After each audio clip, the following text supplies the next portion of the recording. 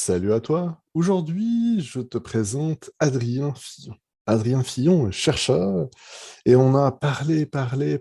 Dieu que c'était passionnant, tellement passionnant que j'ai décidé d'en faire deux parties. On commence tout de suite avec la partie 1. Bonjour docteur, bienvenue à cette rencontre sur comment conquérir le monde en trois étapes. Non, attends, je me trompe, ça c'est la rencontre de demain. Donc, bonjour Adrien, comment vas-tu? Ça va et toi? Ça va, ça va. Donc, on va faire le classique. Adrien, présente-toi. Qui es-tu? Qu'est-ce que tu fais de beau? Les gens ne te connaissent pas, mais ils doivent te connaître, c'est important. Je suis doctorant en psychologie sociale à l'Université d'Aix-en-Provence à la fin de ma thèse et j'ai fait ma thèse dans un organisme de formation professionnelle avec trois axes de recherche différents. Le premier, c'était sur...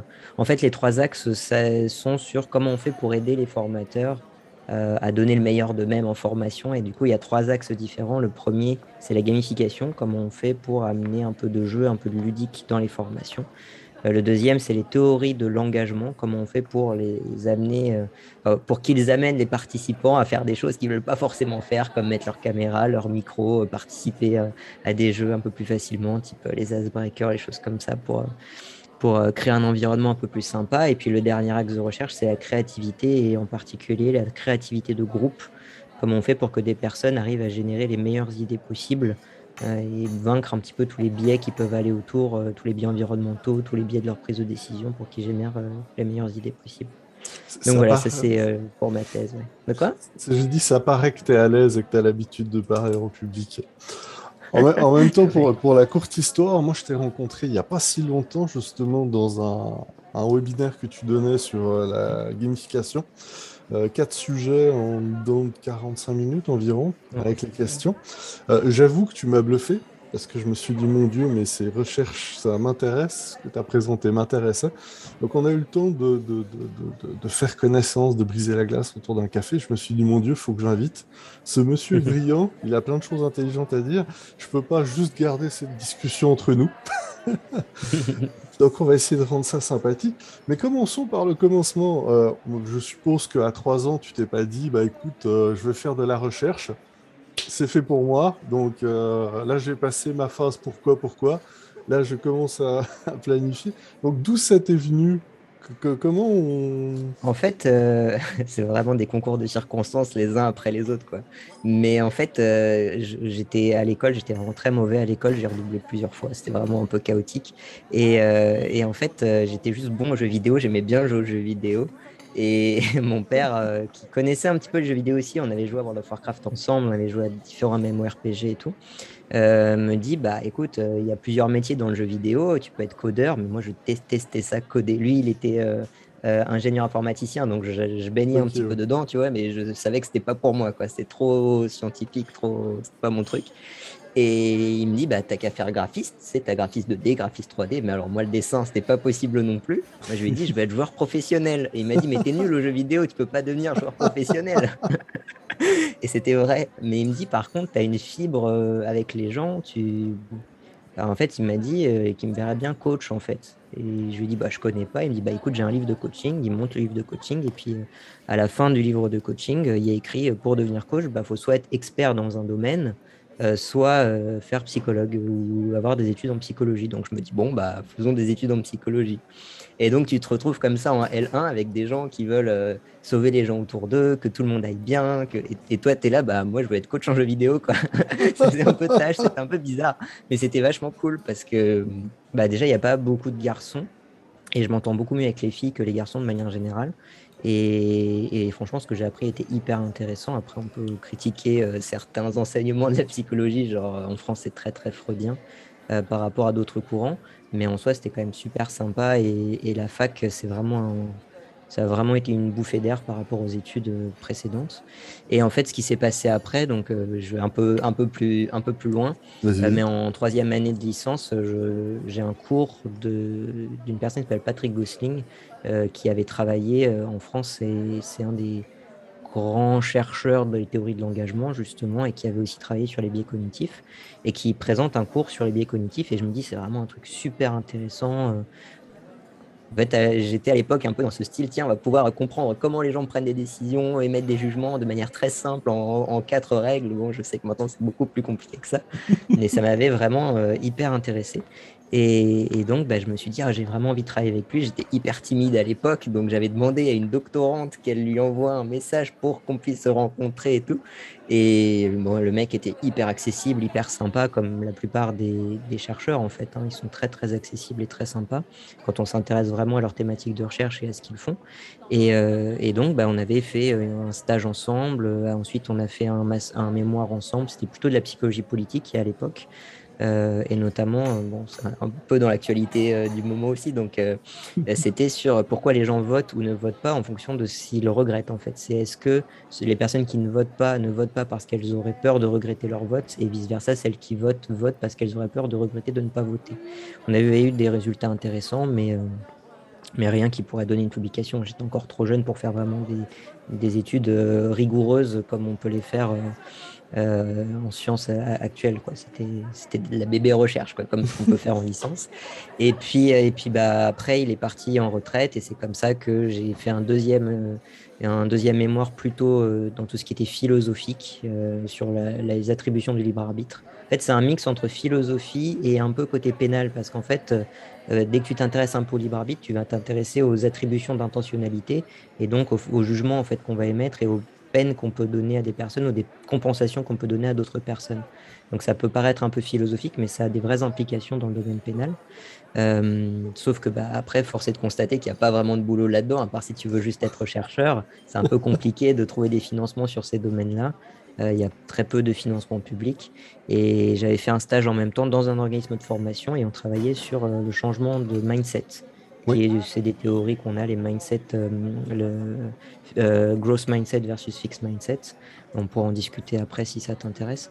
volontiers. Mais voilà, à l'époque, j'avais fait un stage là-dessus et j'avais adoré l'organisme dans lequel j'ai travaillé, même si, bon, la thématique, j'en suis un peu revenu aussi. Mais l'entreprise était géniale et je me suis dit, je veux travailler dans un organisme de formation. Et je me suis mis à démarcher tous les organismes de formation en leur disant, je suis un doctorant, je veux faire des recherches dans les organismes de formation. Et il y en a une, donc celle pour laquelle je travaille actuellement, qui m'a dit, bah, on veut bien te donner ta chance, viens faire une thèse chez nous. Et voilà comment je suis arrivé là, quoi. Donc, si je comprends bien, ils ont été extrêmement chanceux de t'avoir parce que sinon, tu allais signer au PSG pour leur e-league et leur e-équipe comme coach. Pour vrai, c'est vraiment cool. Puis j'adore ça parce qu'en quelques minutes, tout le monde a dû comprendre le pourquoi je voulais que tu parles devant un micro et pouvoir t'enregistrer. Parce que perso, je suis plus que client. Tu sais, on parlait de théorie de l'engagement, surtout toi qui en parlais. Mhm. T'as jamais été tenté en hors recherche de les tester? Tu sais, c'est un peu comme tous les nouveaux outils, toutes les nouvelles matrices, toutes les nouvelles bébelles, te dire, bah tiens, est-ce que j'essaierai pas ça autour de moi ou lors d'un repas, etc. C'est juste pour voir si ça marche vraiment. Mhm. Il y a deux manières de répondre à cette question. Je vais répondre de la manière scientifique et après, je te répondrai de la manière un peu personnelle. C'est pour Moi, ça en que tu allais fait, dire à la manière légale. ouais. En fait, ce qu'il faut comprendre, c'est que quand on dit qu'il y a quelque chose qui existe, un effet qui existe, voilà, typiquement une technique d'engagement qui existe, il y a deux manières de la comprendre. Il y a est-ce que cette technique va avoir un effet différent du hasard? Et la deuxième question qu'on se pose, c'est est-ce que cette technique est importante, va avoir des vrais effets importants? Et ces deux questions enfin, ces deux réponses complètement différentes. Il y en a une, c'est la p-valeur, et la deuxième, c'est la taille d'effet. On peut avoir des techniques différentes du hasard, mais qui ont un effet extrêmement faible. Par exemple, enfin, je te donne un exemple qui est complètement différent, mais après, je reviendrai sur ce sujet-là. Le Doliprane, le paracétamol. Oui. On te dit, t'en prends pour calmer tes maux de tête. Mais la taille d'effet du paracétamol, elle est hyper faible. C'est-à-dire que ça va marcher que dans certains cas pour certaines personnes et encore pas tout le temps, mais c'est différent du hasard. Donc c'est vrai que de manière générale, quand on donne à 1 milliard de personnes, tu vas en avoir quelques dizaines de milliers, quelques centaines de milliers qui vont avoir un peu moins mal à la tête. Mais ça ne veut pas dire que toi, en tant qu'individu, tu vas avoir moins mal à la tête si tu prends du paracétamol. Et l'autre point, mais là, du coup, c'est pas dans les techniques d'engagement, c'est les effets secondaires négatifs. Et le paracétamol n'a pas vraiment d'effets secondaires négatifs si on en prend un petit peu. C'est pour ça que c'est beaucoup donné. Les techniques d'engagement, moi, quand mon directeur de thèse m'a demandé de travailler sur une technique d'engagement particulière qui s'appelle la technique du vous êtes libre 2, c'est une technique très simple, hein, c'est juste tu dis à quelqu'un fais ceci, mais tu es libre d'accepter ou de refuser de le faire. Si la personne l'accepte, on dit bah, vu qu'elle se sentait libre de le faire et qu'elle a accepté, elle est encore plus engagée, donc on est encore plus sûr qu'elle l'aurait fait que si elle n'avait pas, si elle avait pas eu la technique. Moi, j'y croyais pas trop. Je trouvais ça trop subtil, trop bizarre, trop inattendu. Tu vois, les gens, ça fait bizarre quand tu dis, mais tu es libre d'accepter ou pas, c'est pas Oui. naturel, quoi. Et donc, j'ai dit à mon directeur de thèse, bah, j'ai qu'à la tester avec une méta-analyse, c'est-à-dire on reprend toutes les études sur le sujet, on fait une synthèse et on regarde si, finalement, une sorte de moyenne, et on regarde si cette moyenne est différente ou pas de zéro. Et ce qu'on voit, c'est que quand on prend vraiment toutes les très bonnes études sur le sujet, les effets sont pas différents de zéro. Ça veut dire quoi? Ça veut dire que soit l'étude n'existe pas, soit le nombre de participants qu'on a pris est trop petit pour que l'effet existe. Et ça revient à mon histoire dont je parlais du paracétamol, c'est qu'en fait, on n'a pas pris suffisamment de personnes pour voir si l'effet existait vraiment.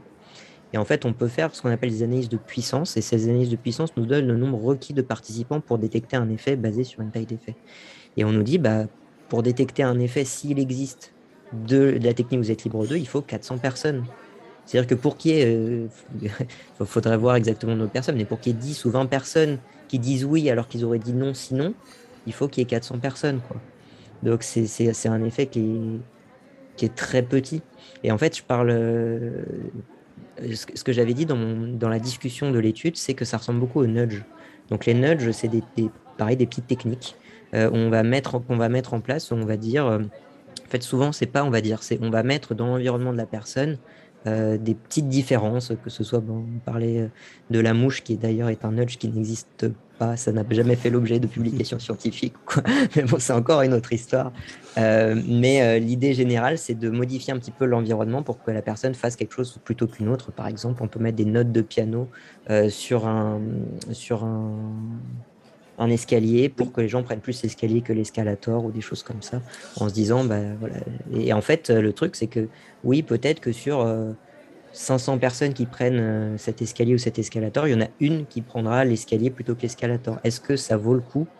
Les gens disent oui parce que ça coûte pas cher. Est-ce que vraiment, moi, en tant qu'individu particulier, si je faisais cette expérimentation, ça me changerait grand-chose? Probablement que non, parce que c'est trop subtil. Et donc, les techniques d'engagement, c'est un peu ça. Et donc, ça revient, du coup, je reviens vers la deuxième question à laquelle tu me posais. Est-ce que je l'ai essayé, moi, envers mon entourage? Pas spécialement, parce que je trouve ça un peu surfait, un peu bizarre. Et en fait, que ça marche ou pas, ce serait une coïncidence, en fait. Parce que l'observation, ça compte pour rien, en fait, d'un point de vue scientifique. C'est pas avec une observation que tu fais grand-chose. Et un autre problème par rapport à ça, qui est important d'avoir, et qui joue beaucoup aussi dans les gens qui t'expliquent comment fonctionnent les nudges, c'est que euh, pour être sûr qu'une technique fonctionne ou pas, il faut être aveugle aux hypothèses. Oui. Or, quand tu forces le destin en demandant aux gens autour de toi, en fait, tu recherches l'approbation, donc ils vont forcément te dire oui, et tu sais pas si c'est à cause de la technique ou si c'est parce que tu as fait des choses qui étaient un peu forçantes à la personne sans forcément même t'en rendre compte. Et ça joue beaucoup dans les techniques d'engagement. D'où l'importance d'effectuer de la recherche, puis de la recherche de qualité. De la recherche en double aveugle, c'est-à-dire de la recherche où le chercheur ne sait, enfin, où l'expérimentateur ne sait pas quelles sont les hypothèses de la recherche. Et dans les techniques d'engagement, il y en a quasiment aucune. Petite précision, tu sais, avant tu faisais référence de l'expérience de la mouche. Ouais, c'était à, je me souviens plus comment ça se prononce, mais c'était aux Pays-Bas. Et en fait, c'était un coup de pub, quoi. C'était un truc marketing où en fait, il n'y a pas de chercheur qui était invoqué dedans. C'est un, bah, je sais pas si c'est la direction de l'aéroport ou un service particulier de l'aéroport qui s'est dit, tiens, on va le mettre. Et en fait, ce qu'ils ont mesuré derrière, c'est l'argent qu'ils dépensaient pour nettoyer. Donc, ils n'ont Oui. même pas mesuré, eu des mesures euh, euh, objective de la chose. Ils ont vraiment eu une mesure indirecte mais en fait, on ne sait pas si c'est ça, si c'est que dans le même temps, ils ont eu des nouvelles femmes de ménage, que si dans le même temps, ils ont eu des nouveaux produits de ménage. En fait, ils n'ont rien contrôlé. Donc, on ne peut rien savoir, en fait. Ça nous indique rien, en fait. Il n'y a pas de mesure du nudge. Il y a une mesure, mais c'est pas une mesure du nudge, quoi. C'est pour ça que c'est toujours intéressant d'avoir ce regard de chercheur, mais en même temps, on ne se le cachera pas, c'est un peu tannant. Parce que là, tu arrives, tu fais ton speech en disant, bah, écoute, j'ai une idée géniale qui va te permettre de faire une économie de 10, 20, 30 millions de dollars. Puis tu as le chercheur qui va dire, oui, mais c'est peut-être pas à cause de ça. Ouais, alors il y a deux manières de répondre à ça. Déjà, juste par rapport à cette histoire de mouche, on n'a pas forcément expliqué exactement ce que c'était ce nudge, mais c'est simplement si on met une mouche dans les urinoirs, les hommes vont aller uriner sur la mouche, et donc si on colle la mouche au bon endroit pour réduire les projections, alors ils vont moins faire pipi partout, et du coup il y aura moins besoin de nettoyer. On va faire des économies déjà de temps, mais aussi d'argent par rapport à ça. Ce qu'il faut dire, c'est que la mesure des chercheurs par rapport à ça, c'est il y a eu un gain d'économie de 8% sur les produits ménagers. Il n'y a pas eu de gain de temps. Donc déjà, vu que, enfin, je ne sais pas d'ailleurs si les femmes de ménage sont payées à l'heure ou pas, mais si elles sont payées à l'heure, il n'y a pas eu de gain à ce niveau-là. En tout cas, il n'y a pas de gains qui ont été Oui. indiqués. Donc déjà, c'est des gains tout relatifs. De l'autre côté, il y a aussi une autre chose à dire, c'est que la SNCF a testé ce nudge dans les gares françaises Oui. et n'a pas communiqué ses résultats, mais a retiré le nudge. Donc on peut quand même supposer que juste ça marche pas du tout. Enfin, a Oui. priori, en absence de résultats, on peut dire qu'il n'y a pas de, il y a pas de preuve de résultats, quoi. Je dis, on peut même supputer qu'il n'y a pas eu suffisamment de résultats ou de buzz pour pouvoir faire de la communication marketing dessus. Ce qui- Voilà, c'est. Ouais. ce qui- De l'autre côté, enfin, moi je te parle d'un point de vue de chercheur, effectivement, Oui. mais d'un point de vue purement rationnel, peu importe comment ça fonctionne, s'il y a une technique qui permet de faire des économies, il faut l'utiliser, quoi. Enfin, je veux dire, on n'a pas besoin de dire que c'est un nudge ou pas, parce qu'en fait, après du coup, ma présentation des 4 thématiques, Oui. j'ai eu une vraie discussion avec des personnes qui travaillaient dans le monde du nudge et qui me disent qu'on parle beaucoup des dark nudge. Les dark nudge, c'est des nudges qui permettent à des entre... En fait, c'est des techniques de marketing, en gros, pour dire simplement. Et eux, ils appellent ça des nudges. Moi, je leur ai dit, d'un point de vue de la définition du nudge, c'est pas des nudges, c'est des techniques de marketing. Mais quelque part, si c'est des techniques qui font que tu gagnes de l'argent à partir du fonctionnement humain ou de ce que tu as l'impression d'être du fonctionnement humain, pourquoi pas, en fait? Nous, les chercheurs, on aime bien avoir des bonnes définitions carrées, de pouvoir mesurer les choses et tout. Mais en soi, on n'est pas obligé de savoir comment les choses fonctionnent pour les utiliser, quoi. Et ça, tu vois, déjà, je comprends pas, parce que quand tu regardes la taille d'effet moyenne des nudges, si t'as pas plusieurs millions de personnes qui subissent le nudge, t'auras pas la différence d'une seule personne, quoi. Les nudges, c'est tellement subtil que si t'as pas des millions de personnes qui ont le nudge, tu vois, typiquement, moi, j'ai testé énormément de nudges pendant mon master. Oui. On a testé des nudges, par exemple, pour réduire la consommation de pain dans la cantine. Et en fait, on mettait des cloches en se disant, bah, si on met une cloche au-dessus du pain, les gens qui doivent tirer la cloche, enlever, reprendre le pain, remettre la cloche, etc., vont consommer moins que ceux qui peuvent directement avoir accès au pain. Et on l'a testé donc c'était 1500 personnes par jour sur 3 jours. Donc Oui. ça fait quand même plusieurs milliers de personnes, enfin à peu près 1500 personnes par jour. Et on a testé, et donc on a regardé à la fin, en fait, on a pesé le pain qui était dans les poubelles, on a pesé, et on n'a vu aucune différence, zéro différence. On a testé l'effet de mettre des ballons sur les cendriers pour voir si les personnes mettaient plus leur mégot dans les cendriers. On a testé ça pendant une semaine dans toute une fac, zéro différence aussi. Alors, est-ce que vraiment il n'y a pas de différence ou juste est-ce que mettre des cendriers dans une fac de plus, je ne sais plus combien on est, 25 ou 35 000 personnes, c'est juste pas suffisamment de personnes pour voir un effet. Et du coup, tu vois, c'est une Oui. vraie différence. Mais après, quand tu me parles de gamification, ah oui, si tu gamifies LinkedIn où tu as des millions de personnes, ça vaut le coup. Si tu gamifies un site où tu as 1000 ou 2000 personnes qui viennent par jour, ça ne changera rien. Enfin, si tu mets des nudges dedans, ça ne changera rien. Tu vois, c'est vraiment pas la Oui. même échelle. La gamification, il suffit d'une personne qui s'amuse et tu as gagné. Le nudge, si t'as pas des millions de personnes, ça sert à rien en fait. C'est vraiment pas la même échelle. Réfléchis. C'est l'effet que tu fais sur le monde, Adrien. Faut que tu arrêtes tout de suite parce Mais que non, mais après, c'est la définition que tu mets, mais Mais oui. le nudge, c'est un subtil changement de l'architecture du choix par des effets contextuels. Donc, c'est des trucs que les gens voient ou voient même pas, se rendent compte ou se rendent pas compte, et qui sont censés les faire changer d'avis ou de manière de penser ou de comportement. Et si tu veux, le meilleur prédicteur d'un comportement, ce qui permet à un chercheur de savoir si tu vas faire quelque chose, le meilleur prédicteur, c'est tu l'as déjà fait. Si tu as déjà fait quelque chose, on est quasiment sûr que tu le referas. Donc, changer l'architecture du choix pour que tu fasses quelque chose de nouveau, il faut vraiment y aller pour que ça change vraiment ton comportement. Tu vois ce que je veux dire? Oui, oui. Donc, Est-ce que tu parlais avant des tests que tu as effectués, ouais. sur par exemple à la fac, etc. Puis c'est un début de discussion qu'on avait déjà eu. C'était le fameux facteur culturel, pour pas dire le facteur des fois géographique. Parce que tu m'avais parlé qu'il y a certaines des études que vous aviez fait ou certains panels, je veux dire, moi j'appelle ça à vue de langage, des panels d'utilisateurs, que vous avez observé. Ouais, des participants, ouais. C'est des participants, mais ça restait très ethnocentré, ça restait très, je veux dire, en Europe, pour pas dire en France, en L, où je me trompe. J'avoue que je me souviens plus du tout de cette discussion, Ok. mais de toute façon, dans le monde de la recherche, alors déjà, il y a deux choses. La première, c'est que la recherche est quasi exclusivement américaine et un peu européenne. Enfin, là, je parle vraiment de la psychologie sociale. J'imagine Oui. que dans d'autres domaines, c'est un peu différent, mais je pense pas beaucoup. Donc déjà, il y a un biais là-dessus qui est qu'on n'a aucune idée de comment ça fonctionne en Afrique, en Amérique du Sud, en Asie du Sud. On n'en sait rien en fait. Là, par exemple, j'ai mis sur Instagram une story où je dis que en fait, ce qu'on appelle les échelles de Likert, qui sont les échelles qu'on utilise le plus souvent, c'est les échelles de 1 à 5, de 1 à 7, pas du tout d'accord à tout à fait d'accord. En fait, dans d'autres cultures, comme la culture à Madagascar, ils comprennent pas du tout en fait ces échelles-là. Ils comprennent pas comment ça fonctionne. Donc de base, c'est biaisé parce que les résultats qu'on a avec nos études, en fait, nos mesures ne sont pas généralisables. Donc, est-ce que nos théories derrière nos mesures sont généralisables? C'est une question qui est Mm. ouverte, mais c'est une question. Donc, il y a déjà ça. Et puis, la deuxième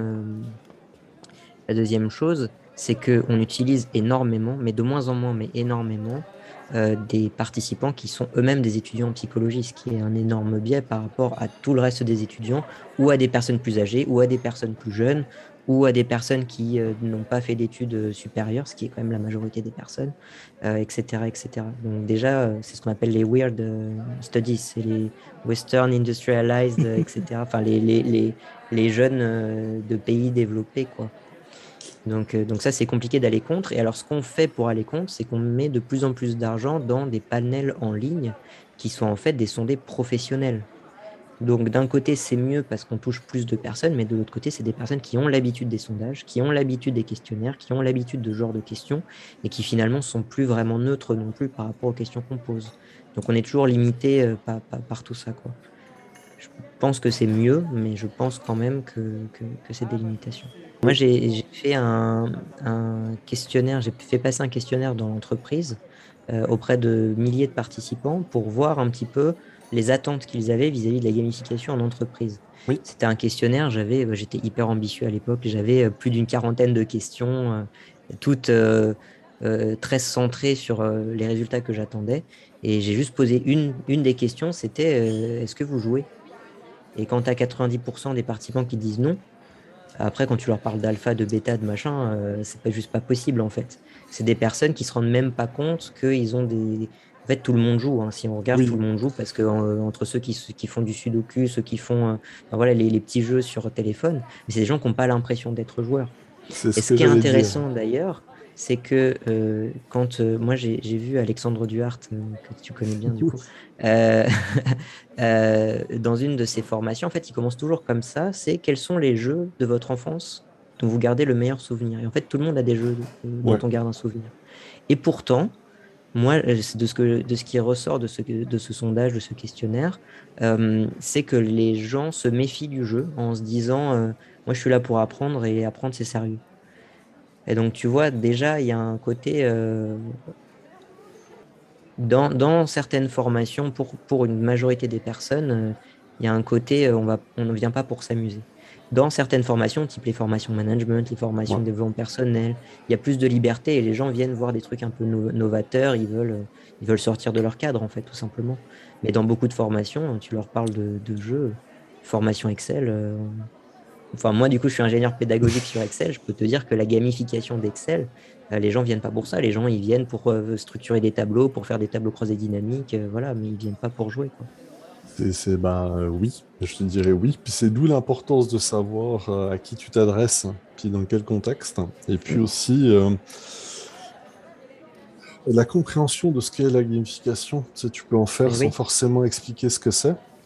Puis j'ai adoré ce que tu as dit, parce que c'est ce que j'arrête pas de répéter, c'est en Occident, puis on peut même dire partout dans le monde, on est des civilisations de loisirs, tu sais, on joue depuis que l'humanité existe.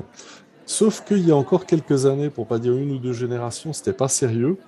Alors que maintenant, je veux dire, là, même si j'aime pas les termes Gen Z, Gen Y, puis encore plus les alphas, bah, ils baignent dans le jeu vidéo depuis toujours. Donc, c'est des codes que tu peux utiliser. Moi, j'ai une anecdote là-dessus qui m'a beaucoup fait rire, tu sais, quand on parlait de savoir à qui on s'adresse. Mm. C'était dans le cadre d'une formation virtuelle. Le cas le plus basique, c'est à une porte, puis tu as le jeune qui doit l'ouvrir. Dans la très grande majorité des jeux vidéo, les codes pour ouvrir une porte, c'est tu dois cliquer dessus, puis tu dois appuyer sur X ou tu sais, tel bouton pour créer ton animation. Sauf que là, tu es dans un monde virtuel qui simule la vraie vie. Donc, tu as toute cette nouvelle génération de gamers et de gameuses qui cliquent en disant mais ça marche pas. Puis toi, tu arrives en disant bah, c'est comme une porte dans la vraie vie. Tu baisses tu attrapes la poignée, tu la baisses, tu la tires. Tu sais, c'est niaiseux, donc j'aime bien cet exemple-là pour dire que des fois, il faut pas tomber dans la facilité en se disant, ah, mais oui, tu sais, mais tu sais, toujours garder le cadre et savoir pour qui on le fasse. Puis à l'inverse, tu as les personnes un peu plus âgées qui sont moins à l'aise avec euh, les manettes, qui eux vont avoir les bons réflexes, mais les bonnes attitudes. Par contre, ils vont galérer avec les manettes pour appuyer sur le bon bouton, ils vont pas être à l'aise. Donc, il faut pouvoir les accompagner.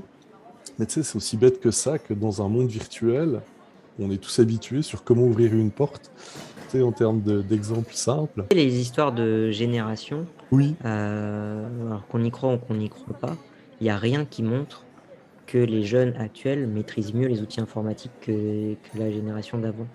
En fait, que les jeunes, en fait, ce qu'il faut comprendre, c'est qu'on ne généralise pas facilement nos connaissances. C'est-à-dire que un jeune qui a passé toute sa vie sur une tablette oui, sait utiliser, sait scroller oui, sur sa tablette. Une fois qu'il a une souris dans la main, il ne sera pas meilleur qu'un autre. De la même manière, quelqu'un qui a passé toute sa vie sur Instagram, Twitter, Facebook, TikTok, etc., il sait parfaitement utiliser Instagram, Twitter, Facebook, etc. Par contre, demande-lui de faire une recherche Google précise, il ne saura pas faire. oui. Et donc, on a vraiment l'impression, et notamment une génération un peu plus âgée a l'impression que les jeunes sont vraiment très bons avec les outils numériques. Aujourd'hui, il y a beaucoup de jeunes, et moi, dans mon entourage, j'en vois beaucoup, qui ne savent pas faire une installation de logiciel. Oui. Et pourtant, ils passent leur vie sur Discord, WhatsApp, Instagram, etc. Ils ne savent pas installer un logiciel. Ils ne sont pas meilleurs que la vieille génération. Ils ne savent pas mieux se débrouiller. Ils ont des points précis sur lesquels ils savent mieux se débrouiller parce qu'ils y passent beaucoup de temps, mais ils ne sont pas meilleurs que les autres. Demande à un jeune de faire une règle sur Outlook. Il ne saura pas faire. Enfin, il ne saura pas faire. Il y en a qui savent faire, mais pas plus que des personnes plus âgées. Donc, il n'y a pas de génération, en fait. Il y a juste du temps consacré à certains outils, certaines consommations, plutôt que d'autres, mais c'est tout. Il n'y a pas vraiment d'effet de génération. L'effet de génération, tu le vois effectivement sur la consommation de télévision, qui sont plus par les retraités, par la consommation de radio, qui est vraiment complètement boudée par les plus jeunes, et les réseaux sociaux, où tu vois, oui, Facebook pour les personnes entre 30 et 50 ans, et en dessous, Instagram pour les plus jeunes, et TikTok pour les très très jeunes. Mais si tu veux, c'est de la consommation, c'est pas de l'utilisation, et c'est pas de l'expertise. C'est pour ça qu'il n'y a pas vraiment de génération, surtout à ce niveau-là. Tu regrettes pas de pas avoir basculé au sein de l'industrie, de pas avoir intégré un grand studio pour que, que- J'ai suivi un peu les rebondissements de l'industrie vidéoludique et c'est j'aime vrai bien. que c'est pas forcément une industrie qui est très agréable Tu sais, quand tu dont il est parlais, très agréable de c'est suivre ça. Tu l'actualité, sais, quoi. Ouais. quand tu parlais de Dark, enfin du côté sombre de la force, là on est Ouais, en plein ouais. dedans, quoi. Tu voulais pas, Non, bah, disons que tous les métiers un peu intéressants sont soit des métiers surchargés de personnes beaucoup plus talentueuses que moi, ou alors, bah, après, oui, il faut créer son petit studio, mais alors après, tu galères pendant très longtemps. Enfin, c'est un produit qui coûte cher à créer, un jeu vidéo. Donc, nécessairement, si tu n'as pas déjà plusieurs centaines de milliers, voire millions à investir pour faire un petit jeu, c'est déjà compliqué, quoi. Quand tu vois, moi, j'ai quand regardé un peu les productions françaises, les petites productions françaises de jeux, bah voilà, il faut quand même. Ils viennent pas de rien, quoi. Il y a eu des investissements qui ont été faits, il y a eu voilà, et il y a des professionnels très très bons dedans. Derrière, si tu vas taper dans les très très grosses boîtes, en fait, le parcours classique, c'est tu vas dans une très très grosse boîte pour te former, et puis bah après, une fois que tu es devenu expert dedans, tu quittes pour trouver des plus petites boîtes qui sont plus agréables à vivre, et tu galères quand même un peu, quoi. Donc, pas trop. Moi, ce qui m'avait beaucoup intéressé, ça aurait été, moi, j'aime beaucoup l'analyse de données, en fait. C'est aussi une de mes passions en tant que chercheur. C'est de comprendre les données qu'on a récoltées et de pouvoir les faire parler, les expliquer. Et donc, tout ce qui est en lien avec l'analyse de données, ça m'aurait beaucoup plu, et notamment l'expérience utilisateur. Le QA, l'analyse de qualité, on Oui, dit, oui, ouais, oui. l'analyse de qualité. Et donc, l'idée, c'est, tu as des gens qui vont jouer à ton jeu, et toi, bah, tu es là avec des questionnaires ou alors avec des mesures directes de ce qu'ils font dedans pour voir si bah, tel menu il est compréhensible ou pas, si lui, donc la barre de vie, la barre d'énergie, etc., c'est compréhensible, c'est pas trop gros, c'est pas trop petit, les gens aiment bien où c'est placé, si l'histoire ils la comprennent bien, s'ils ont pris du plaisir, s'ils seraient prêts à l'acheter pour tel ou tel prix, etc. Ça, c'est des trucs que ça m'aurait intéressé. Le problème, c'est que ce qu'on voit dans l'actualité, c'est que dans les très grosses boîtes, ils s'en foutent complètement en fait de la qualité. À partir du moment où les gens achètent le jeu, ils voient pas trop l'intérêt d'avoir une analyse de qualité tant que c'est suffisamment bon, tu vois. On n'est pas dans de l'analyse de qualité de le jeu doit être le meilleur possible, on est dans l'analyse de qualité où le jeu doit être sortable. Ou oui, c'est ça, j'allais nuancer, c'est effectivement, on est dans une logique marchande, on n'est pas dans une logique qualitative, puis c'est ce qui bouffe les gros studios, c'est que c'est Ouais, devenu tellement des usines qu'au bout d'un moment, tu te fais bouffer. Et étonnamment, c'est le département contrôle qualité qui est le mal aimé de l'industrie. C'est ouais. là où on licencie facilement, où les gens sont peu pas qualifiés, voire peu ou très mal payés. Et, et j'irais même plus loin, c'est important partout et tout le temps. Normalement, hein. Et, si on s'y intéresse un petit peu. Donc non, Parce que enfin dans un monde idéal, j'aurais foncé dedans, mais dans le monde actuel, c'est pas forcément le meilleur. Mais après, on ne sait jamais ce que nous apporte l'avenir, et tu vois, typiquement faire du consulting, mais oui, dans le futur, je suis toujours ouvert, quoi. J'ai pas. Mais du coup, ce serait vraiment analyse de données. oui. Puis ça, on pourra en discuter, mais effectivement, ça. Moi, j'arrête pas de dire qu'on vit une époque formidable, mais avec tout ce qui est ces futurs métaverses, c'est ce qu'on est en train de nous vendre. euh, la- Disons, le futur Internet va devoir obliger pas mal de personnes à sortir de leur zone de confort et va devoir obliger les gens, autant que ça soit en termes d'expérience utilisateur, d'interface, de fonctionnement, à penser différemment. Parce qu'on est vraiment en train de basculer de la 2D à la 3D avec des fonctionnalités, des techniques, des approches qui, en fait, on pratique très peu. Parce que, veut pas, depuis des années, on est dans une matrice qui est la 2D. C'est-à-dire du cinéma, la photo, quasiment tout ce qu'on consomme. Donc ça sera intéressant à creuser. Puis effectivement, il y aura plein de nouvelles datas à apporter. Euh, Moi, je suis quand même ouais. pas forcément aussi. J'ai l'impression que tu es très optimiste par rapport à ça. Moi, je suis pas forcément très optimiste par rapport à ça, hein. J'ai Il y a eu décidé d'être tellement. optimiste, monsieur. J'ai décidé d'être optimiste. Non, mais il y a quand même le poids du statu quo qui est extrêmement important. Oui, On sous-estime tout le temps, hein. Je veux dire que si on pense ne serait-ce qu'à Word, oui, Word, c'est quand même pas pratique, quoi. Et, enfin, c'est un logiciel qui est lourd, qui est complexe, qui pendant très longtemps a eu une expérience utilisateur très compliquée avec plein de menus, de sous-menus, les menus principaux qui servent à rien, même encore aujourd'hui, hein, tu Ah oui. regardes le menu qui s'affiche en premier, il y a les trois quarts des trucs qui te servent à rien, c'est pas agréable. Pourtant, c'est tellement utilisé par tout le monde. Mais en fait, c'est utilisé par tout le monde parce que bah, c'était le premier qui a été là, parce que c'est celui qui fonctionnait relativement bien. Et bah, quand on a eu plein de nouveaux outils qui sont arrivés, beaucoup plus agréables, beaucoup plus intéressants, bah, en fait, ils font pas le poids parce que les gens veulent pas changer. C'est le fameux, on a toujours fait comme ça, on a toujours utilisé ça, ou c'est Et le oui, leader. et oui, mais alors soit tu as vraiment un truc révolutionnaire qui fait que ça va vraiment complètement changer, type le smartphone, Ouais.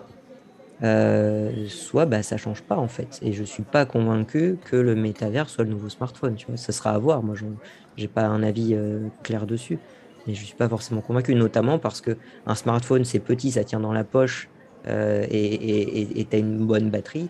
Un casque, bah, c'est compliqué à mettre en place.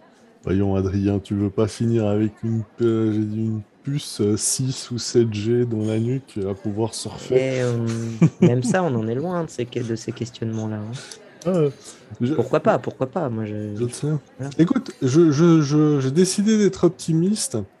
Non pas en me basant sur les plans de com de Facebook, parce que c'est pas parce qu'ils ont changé de nom qu'on va oublier ce qu'ils font, mais plus sur les nouvelles générations, la volonté de fronder. Mais je te rejoins au niveau des utilisations des outils.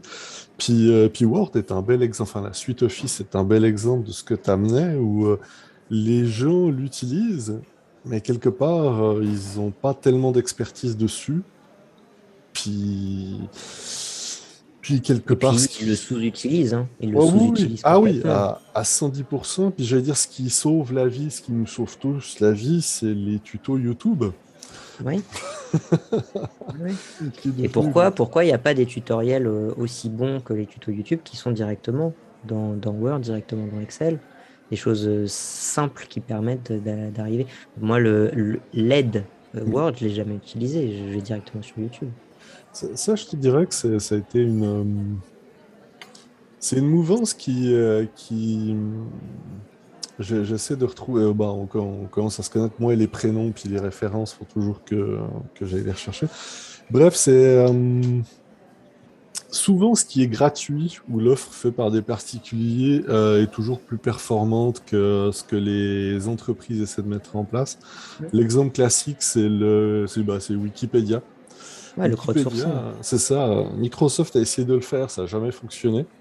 Tu sais, Bah, oui et non, oui et non. Moi, tu vois, par exemple, dans notre organisme de formation, il y a oui, beaucoup de formateurs Excel qui sont d'anciens utilisateurs intensifs du forum Excel de Microsoft, par oui, exemple. oui, mais oui, mais oui, je vais dire oui, c'est aussi bête que ça. Euh, non, mais Non, c'est ça. mais effectivement, ça a aussi permis à certaines personnes de développer une expertise, de se rendre compte que c'était quelque chose d'intéressant, qu'ils aimaient aider d'autres personnes à résoudre des problèmes sur Excel. Bah, tu vois, donc un peu quand même, un peu quand même. Oui, mais là, je dis, on tombe sur, c'est pas un salaire que tu reçois, mais ça te fait plaisir d'aider, ou Ouais. d'apprendre, ou de dépanner, ou de participer à quelque chose de plus gros que toi. Donc, c'est des autres rouages versus tu es engagé, tu dois payer, puis on te dit, bah, écoute, trouve des solutions, puis simplifie ça. Puis, il y a toujours le volet économique qui est cette vieille pensée de pourquoi on devrait payer pour un truc que les gens de toute façon utilisent. Mm, Le meilleur exemple dans le gaming, c'est FIFA. Il y a des gens, ils payent FIFA chaque année. mm, ouais. Pourquoi? Oui, et après tu payes FIFA parce que ce que tu veux, c'est avoir les équipes remises au goût du jour, tu vas avoir les maillots. Enfin, bon, ça c'est après de la gamification aussi, hein, tu me diras, mais clairement, avoir des nouveaux maillots tous les ans, Oui. voilà, enfin, que ce soit que tu achètes le nouveau FIFA ou que tu achètes le nouveau maillot de l'équipe de France tous les ans, déjà c'est le même prix. Et en plus de ça, oui, ce que tu achètes, c'est pas le gameplay, ce que tu achètes, c'est la mise à jour des équipes. C'est comme tu achèterais sur League of Legends un skin ou un truc comme ça, quoi, si tu veux. Tu peux Pas même le aller un gameplay. peu plus loin, c'est que tu achètes vraiment la dernière version sortie. Tu sais, tu peux tomber dans une logique Oui, qui est, tu sais, faire partie du groupe, différenciation. Bah écoute, moi j'ai le dernier FIFA, moi j'ai le dernier. FIFA avec le truc VIP, mais oui. Et puis tu as aussi l'aspect compétitif derrière, hein. C'est que si Bah tu as oui, beaucoup de gens qui vont sur le nouveau jeu, que ce soit FIFA, Call of Duty, tous les jeux qui sortent tous les ans, oui. c'est aussi parce que tu veux pas être dans des serveurs un peu plus désertés. Voilà, tu veux jouer avec ceux qui. Bah oui. Et pourtant, tu vas sur Call of Duty Modern Warfare 2, tu as encore beaucoup de joueurs, tu vois, mais Oui, c'est plus les mêmes. ah, oui, effectivement, c'est un bel exemple. Puis ça montre c'est ça. C'est qu'on dépend, on veut pas, de ces serveurs, de ces grosses structures. Euh, non, toi, Adrien, est-ce que tu penses que la recherche est valorisée aujourd'hui et va continuer à être valorisée de plus en plus, ou ou t'es plutôt pessimiste ou statu quo? On Bah, verra. d'un point de vue, en fait, ça tout dépend du point de vue que tu mets. Le doctorat en tant que tel, il y a de plus en plus de docteurs et ça devient de plus en plus presque normal d'avoir un doctorat pour faire certains métiers. Et c'est presque plus une qualité dans certains métiers, ce qui est un peu bizarre, mais c'est un peu, ouais, c'est un peu un ressenti que j'ai aussi. Clairement, d'un point de vue marketing, industriel, etc., avoir un docteur, enfin, avoir un doctorat, avoir un docteur, c'est c'est ce qu'on appelle un argument d'autorité, en fait. C'est, tu dis, ça a été validé par un chercheur ou ça a été validé par de la recherche. Ouais. En fait, ça n'a pas de sens. Mais les gens aiment bien se rassurer comme ça, tu vois. Moi, enfin, il suffit de voir tout le nombre de formateurs, mais c'est le cas partout, que ce soit des arguments marketing, etc., de dire ça a été validé par les neurosciences. Ça n'a aucun sens de dire ça a été validé par les neurosciences. À la rigueur, tu as des corrélations avec un fonctionnement neuronal, mais une corrélation, c'est pas une causalité. Donc déjà, voilà, mais ça marche, c'est-à-dire que les personnes qui reçoivent le message disent, ah bah d'accord, si c'est neuroscientifique, c'est que c'est sûr, c'est validé, on en est sûr, quoi. Non, il faut peut-être aller un petit peu plus loin. Mais d'un point de vue du coup de, du domaine industriel, il y a cette valeur qui existe, mais qui, je trouve, est un peu mal mise. C'est-à-dire que moi, ce que j'apprécie dans la science, c'est la remise en question, c'est l'aspect humilité de la recherche, de dire en Oui. fait, cet effet qu'on a trouvé, on a trouvé quelque chose sur cette population-là, sur ces participants-là, ça ne veut pas dire que sur un autre type de participants, dans une autre recherche, une réplication, ça tient toujours. Donc il y a toujours cette remise en cause permanente de ce qu'on a découvert, cette capacité que l'on a à échanger nos méthodes, à retester les choses des uns des autres. Et en fait, ça rend très humble. Et à l'inverse, quand on communique dessus, on n'est pas humble du tout. La recherche a montré que, bah non, bah non, telle recherche sur telle population, avec telle méthode, sur telle manière, a produit des résultats relativement modestes de l'effet de ceci sur cela.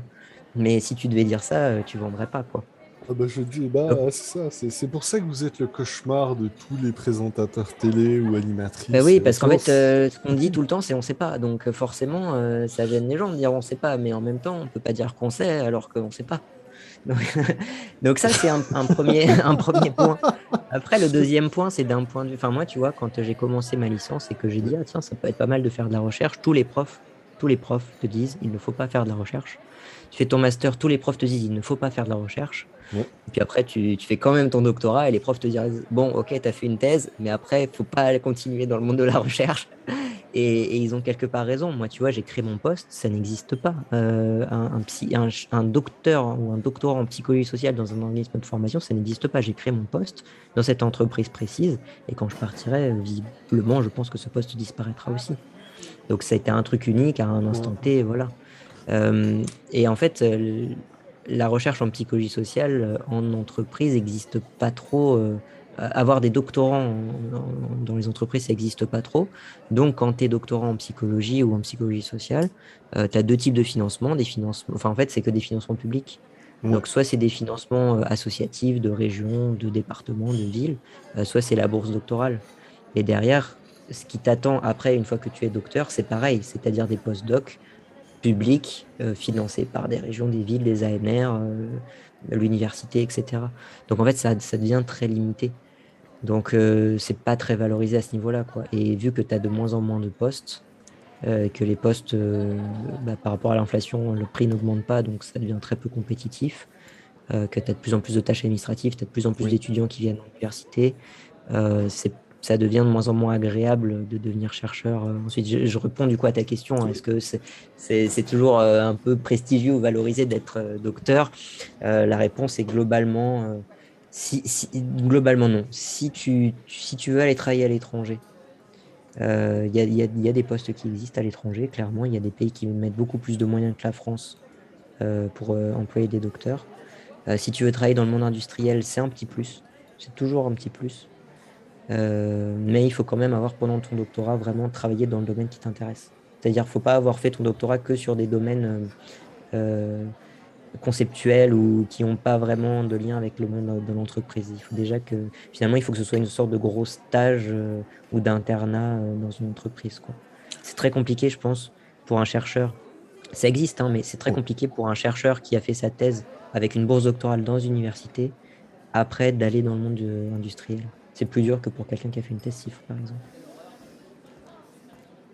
Je te remercie, c'est extrêmement intéressant. Je vais rebondir sur deux trucs. Un, c'est extrêmement intéressant parce que vu de l'extérieur, on a souvent tendance à croire que du moment que tu fais de la recherche, c'est full cash. T'as de l'argent Ah ouais? partout, t'as des subventions, c'est le paradis sur Terre.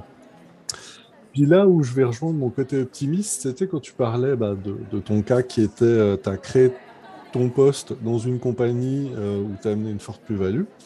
Euh, Je c'est sais sûr que... pas, hein. Non, mais c'est moi qui le dis, j'en D'accord, prends l'entière responsabilité. d'accord. Non, parce que j'ai ramené un petit peu d'optimisme Non, mais et souvent, d'humour, mais à part ça, non, non, mais tu sais, souvent, tu sais, c'est quand ça disparaît tu sais, oui, c'est on vrai. découvre le manque à gagner. Et voilà, la partie 1 est finie. Un grand merci à toi pour ton écoute et on se retrouve tout de suite ou plus tard pour la partie 2.